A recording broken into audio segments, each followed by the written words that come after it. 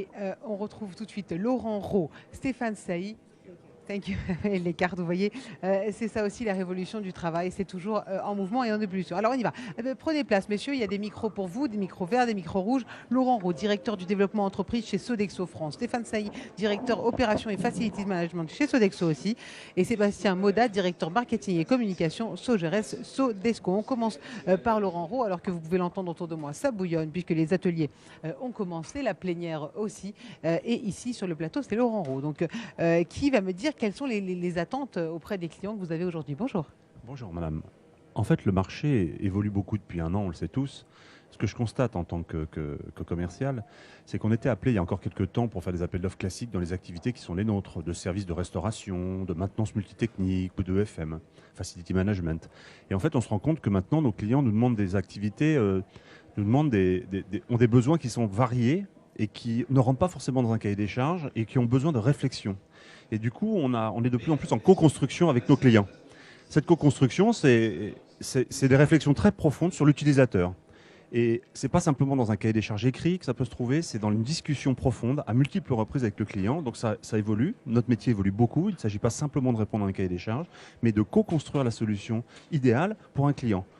Concrètement, qu'est-ce que c'est que ces solutions? Concrètement, on pouvait avoir avant un appel d'offres ou une réflexion sur la mobilité des salariés, ça vient dans un plan d'études.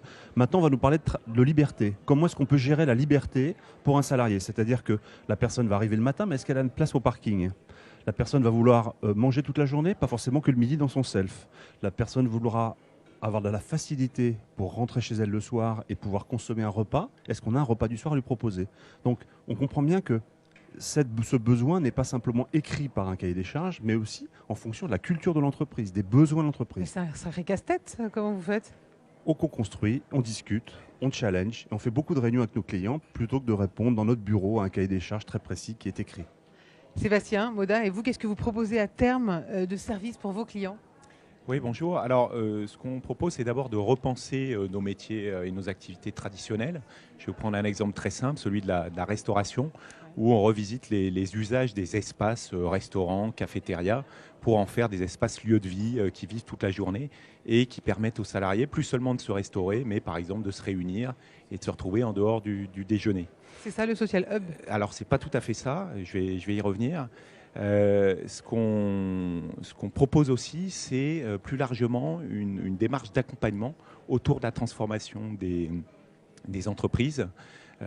Ça, c'est ce qu'on appelle la démarche Work Experience, pour dire, monsieur le client, on va vous accompagner dans un mode très participatif, donc avec beaucoup de workshops auprès de tous les salariés de l'entreprise.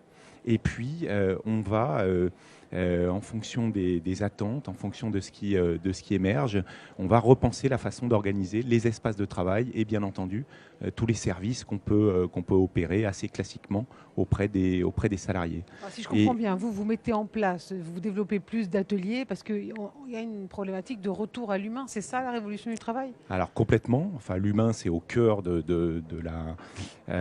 positionnement de Sodexo qualité de vie.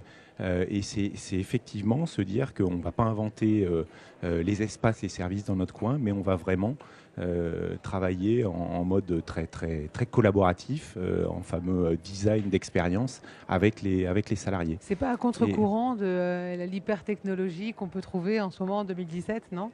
Alors, pas du tout, je pense que c'est très, très complémentaire. Et vous m'évoquiez le Social Hub, qui est notre nouvelle offre pour expérimenter cette transformation. Racontez-nous ce que c'est, parce que tout le monde ne connaît pas le Social Hub. Alors le Social Hub, mais je crois qu'on le découvrira un peu plus tard durant le salon. L'avant-goût, c'est simplement se dire, vous êtes une entreprise, vous voulez expérimenter la transformation. Ce qu'on va faire, on va opérer dans un espace de 300 mètres carrés au cœur de l'entreprise. Donc pas besoin de surface immense. Et on va implanter dans cet espace un certain nombre d'usage et de sous-espace avec un espace de coworking pour pouvoir travailler en groupe avec tout l'écosystème de l'entreprise, un espace de co-making qui stimule la créativité, un lounge pour se détendre, se reposer, et puis un comptoir de service, la restauration bien entendu, mais aussi tous les services qui aident à mieux gérer vie pro, vie perso, conciergerie, etc. Stéphane, comment est-ce qu'on transforme justement les services avec l'humain au cœur de cette transformation? Écoutez, nos métiers se sont réellement transformés. Nous, on est plutôt passé d'un métier, ce qu'on appelle au mètre carré, à un métier vraiment à l'usage et destiné à la satisfaction des occupants. Et à ce titre d'exemple, comme Sébastien l'a cité, nos restaurants deviennent de véritables lieux de vie. À la fois, ça devient des espaces de collaboration et des espaces propices à l'échange entre les collaborateurs, mais c'est surtout aussi des lieux de détente et de ressourcement. Et c'est là où, à nouveau, nous, l'humain est au cœur de notre stratégie, puisque ce sont des lieux animés par des community managers qui vont animer des ateliers de bien-être. Et puis, ça en demeure pas moins aussi des espaces de restauration, mais cette fois-ci ouverts tout au long de la journée. On va y trouver une restauration du petit déjeuner jusqu'au goûter, en passant par le déjeuner avec des produits sains et équilibrés. Et ça, c'est un exemple pour la restauration, mais c'est aussi vrai pour l'ensemble de nos autres métiers de facility management, puisqu'au-delà, comme vous l'avez dit, du côté très technologique dans les immeubles et également d'évolution des espaces, pour nous, c'est bien l'humain au cœur en fait, du dispositif. Et nos floor captains ou nos gouvernants d'étage accompagnent les collaborateurs de nos clients justement dans l'appropriation de ces nouveaux espaces, et puis de considérer que cet espace doit être disponible tout au long de la journée. C'est comme ça que Sodexo intègre cet écosystème à vos offres. C'est ce que vous faites. D'ailleurs, c'est aussi pour ça que vous êtes... L'écosystème, pour nous, est également essentiel parce qu'en fait, on vit dans un monde de plus en plus rapide, et de travailler, nous entourer de start-up qui nous apportent justement cette agilité, cette créativité, c'est essentiel pour nous. Mais ça s'intègre complètement dans notre offre qui se veut intégrateur de services et expérience de service tout au long de la journée. Et c'est bien la combinaison de cet apport des startups et des métiers historiques de Sodexo qui est vraiment créateur de valeur pour l'environnement de travail et la qualité de vie de nos résidents.